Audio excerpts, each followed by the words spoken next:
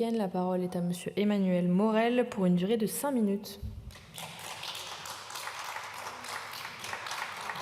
Merci Madame la Présidente, Monsieur le Ministre, Monsieur le Rapporteur Général, chers collègues. Il y a un an, quasiment jour pour jour, à cette même tribune, le ministre d'alors, chargé des comptes publics, déclarait, je cite, « Notre stratégie a porté ses fruits.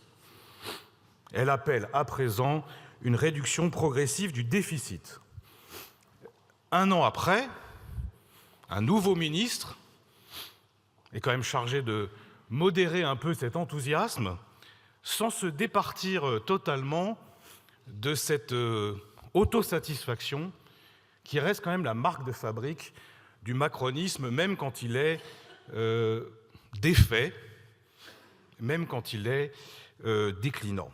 Parce que vous dites, Monsieur le Ministre, notre politique était formidable, mais la situation est catastrophique. C'est-à-dire que vous êtes capable, dans le même discours, voire même parfois dans la même phrase, d'asséner deux thèses qui sont complètement contradictoires, et tous les Français le savent, sauf vous.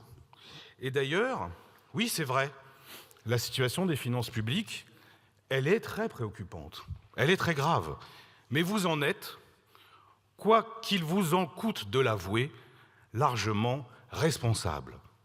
Dans la loi de programmation des finances publiques de décembre 2023, dont vous saviez d'ailleurs dès le départ qu'elle était obsolète avant même d'avoir été promulguée, il était écrit que le ratio dette sur PIB serait de 108% à l'horizon 2027.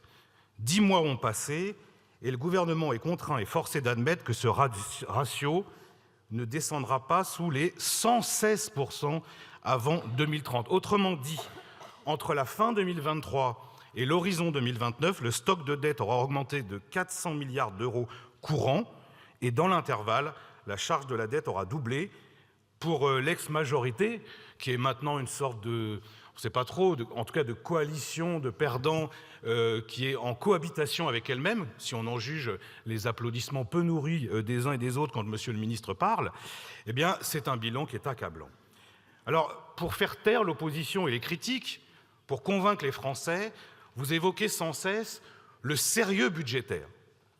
Et je l'ai encore entendu aujourd'hui. Mais le problème, c'est que votre sérieux budgétaire a essentiellement consisté à organiser le désarmement fiscal de la nation au profit des plus riches.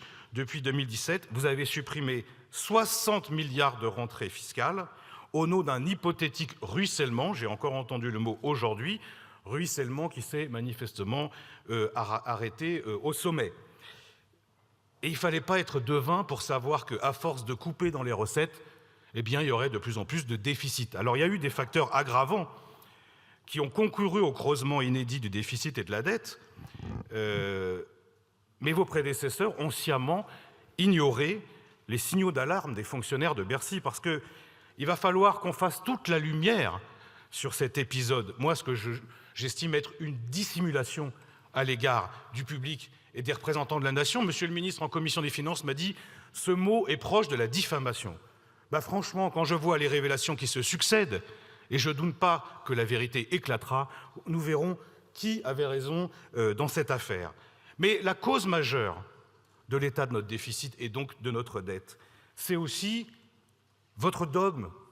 Trop d'impôts tue l'impôt.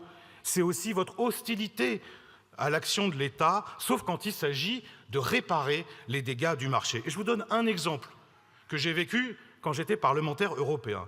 Vous avez refusé que la France sorte du marché européen de l'électricité indexé sur les cours du gaz.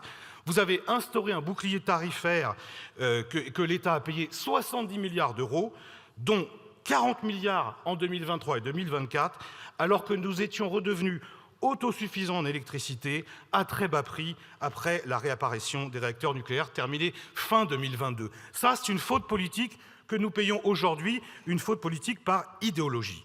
Alors vous voilà maintenant engagé dans une opération de colmatage des brèches qui tient autant de la panique que de l'improvisation.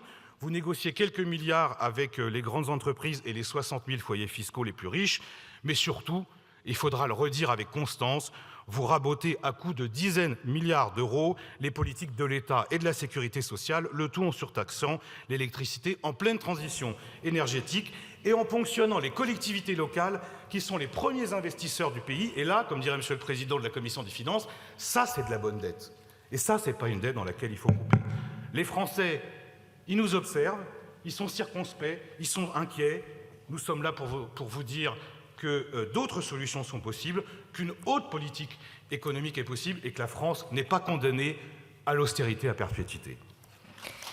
Merci, monsieur le député. Pour le groupe UDR, la parole est à monsieur Géraud Verny pour une durée de 5 minutes.